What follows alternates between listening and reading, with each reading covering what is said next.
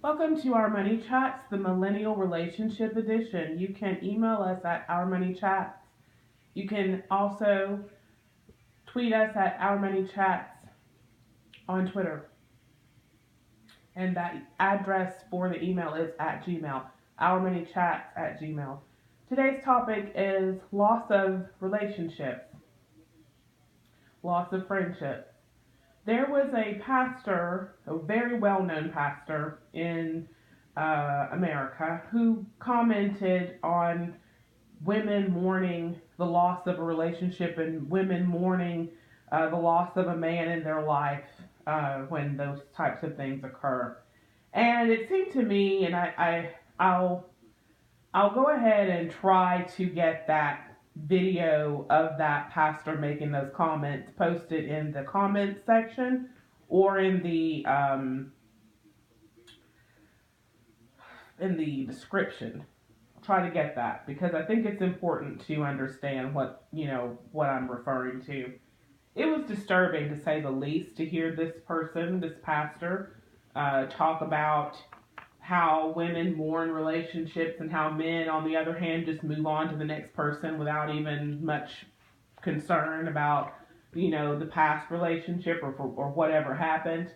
And as much as I am a spiritual person and I do pray and I do believe in God, I believe in a higher power, and I'm very close to my particular faith, I don't necessarily share the same values as this particular pastor.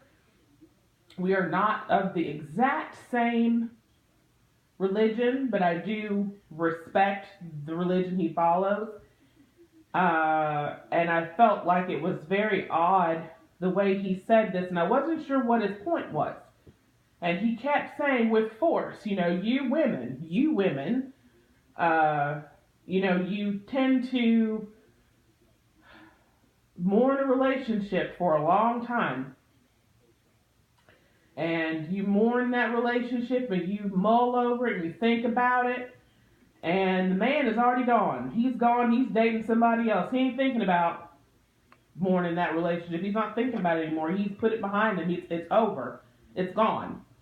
And they move on. Men move on. He talked about how he'd never seen a man mourn over a relationship, but he sees plenty of women do it. And I just felt it was the most sexist, harsh, rude way of dealing with the fact that sometimes relationships don't work out. And I don't really know how long people mourn over relationships. I have had 2 relationships in my entire life, if they were even that. I was never called girlfriend. I was practically abused beyond belief in the first one, and because I was so young and straight out of college and just not had never dated in my life, wasn't really sure what I was going through. I just knew I had a bad friend and I wanted the person to be much nicer to me, and we fought about it a lot. He was an alcoholic, and I've referred to this person a lot, and maybe I'm mourning that. Maybe I'm angry.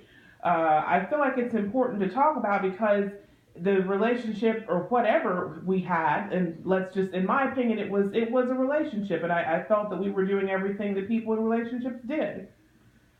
So you can say all day long that, oh no, I know we're just friends. Well, if you stay in the same home with the person and you all are buying things for each other and you're looking after each other, you're probably in more than a friendship. It goes a little further than that. It's just let's just, what they say when you see if it looks like a duck, if it quacks like a duck, it's a duck. So, in my opinion, if a person is in your life that's doing these types of things and they are doing things with you that are relationship type activities, and then suddenly they go away or you realize you have to let the person go because they're unhealthy, then you have the right to mourn. You have the right to mourn, and you should mourn. A person that can just walk away from it and just jump into something else, most humans don't do that. And I wonder about the emotional state of this particular pastor, if that's true. I don't know how many relationships he's had. I don't know. But, I'm sure he's observed quite a few. Being a pastor, he's probably done weddings. And, I don't really know. I don't know much about the pastor other than this his history on television, as well as comments other people have made about him. Unfortunately, it's just mired in controversy. But in this day and age, if you're on television, you're probably in controversy. It's so sad. You can't do much without someone trying to bring you down or say something about you. And maybe I'm not helping the situation, but I was very angry. I watched this last year, and it stayed with me. Just sometimes I would be out or see something, and it kind of would remind me, or even in my situation now where I've had to let go of someone who was very unhealthy, just like I did with the first relationship. It's like, this isn't going to work. He's really sick. I'm not a professional to help someone like this. And it's the mourning of what I considered a family member. We brought this person on in our family. There weren't too many people in my life that did not know about this person. He's the kind of person you reference on Facebook. I was with so and so today, and we saw this, or I talked to my friend today, and here's what's going on. It's really cool. We're going to go do this and that, and if anyone would like to join us, please let us know. Things like that. This was a family friend. This was someone close to me. This was not a man that I had sex with for fun, which I don't really think is something I would do. That's just not my thing, and that's just not part of my world. I don't do that. So I don't know what kind of relationship isn't one that can't be qualified for mourning. And I mean, that goes for any pastor that believes that it's wrong for a woman to stay upset about the way someone has treated her or whatever it is. Now, I could see if the person is left for valid reasons. Maybe this lady is just mean. Maybe she's asking for things that are unrealistic. I don't know. And that's also subjective, For example, in my situation, I just wanted to have regular communication with the person. I wanted to be able to talk to them once every other day, to exchange I love yous, to say good morning, just thinking about you, just to know that we were still important to each other. I wanted that confirmation regularly. I don't think telling someone I love you one time in a month or a year is enough. I think you should remind people. Anything less is taking them for granted. That's just my opinion. And this person felt like any type of communication at all was unnecessary, that you didn't have to call people and tell them, hi, how are you? I'm thinking about you. Or send them an email every now and again. That's just not what you did. That was not his idea of communication. He had this idea that you don't ever have to call anyone, that you can have a friend and you can talk to them once or twice a year, and that person is your best friend because you talk to them once or twice a year. That's all that person needed, was once or twice a year, if that. Now, I think most of us would disagree. That's not a best friend. A best friend is someone you kind of see regularly, or at least talk to regularly, or you have communication with the person. And when I was told I was being high maintenance because I wanted to talk, or a simple text message of, just knowing how they were doing, or when I checked on them, that was considered too much checking, which was, again, it was once a week or once every other day. I didn't pester. I learned they don't want to talk every day. Okay, fine. Maybe every other day, but something we can't just not talk. If we don't talk, we don't have a relationship. We don't have a friendship. So this person's idea of friendship was just different, and I come to learn later on the person has Asperger's and is a high-functioning autistic individual, and a lot of things they were doing were typical things of one who is an Aspie. So I, came to that understanding and recognized that the person did tell me that one of their parents has it. We've come to understand that he has it as well.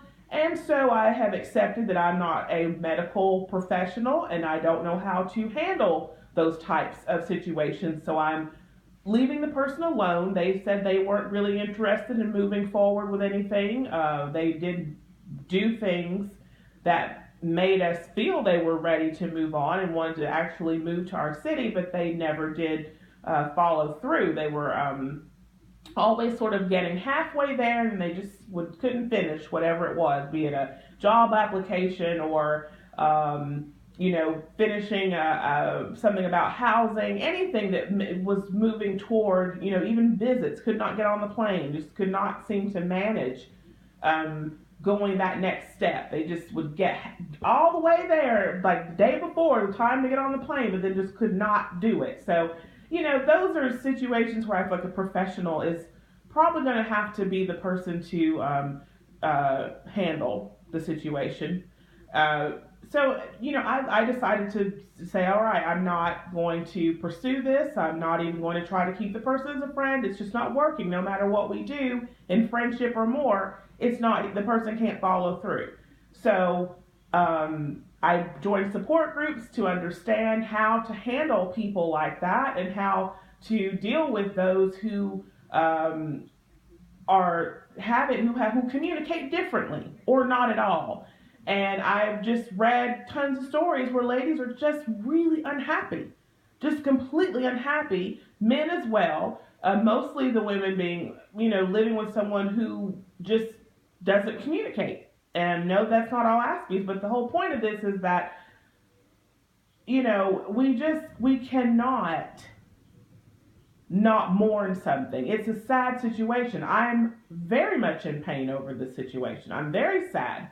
I'm devastated that someone I spent a year investing in, over maybe 14, 15 months, investing in this person and their well-being, working to get them the things they said they needed.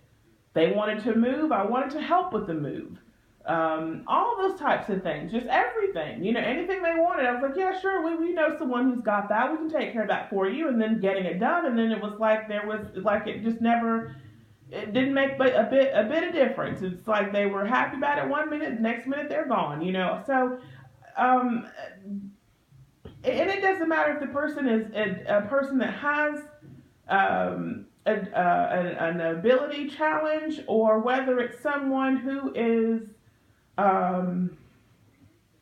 just, neurotypical, and just maybe they just don't like the person back. If you've spent any number of years with someone, or even, 6 months, if it's constant communication or constantly on your mind or something you've been working toward, and it doesn't work out, you have the right to mourn.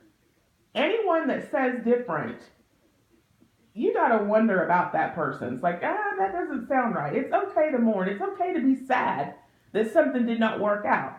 It is okay to not jump into another relationship or hop back online immediately following a breakup. That is not always the solution. And I don't believe that every single man jumps back online after he's not had a successful relationship. I remember watching friends of mine who are men who were devastated when their relationships didn't work out. They were really messed up.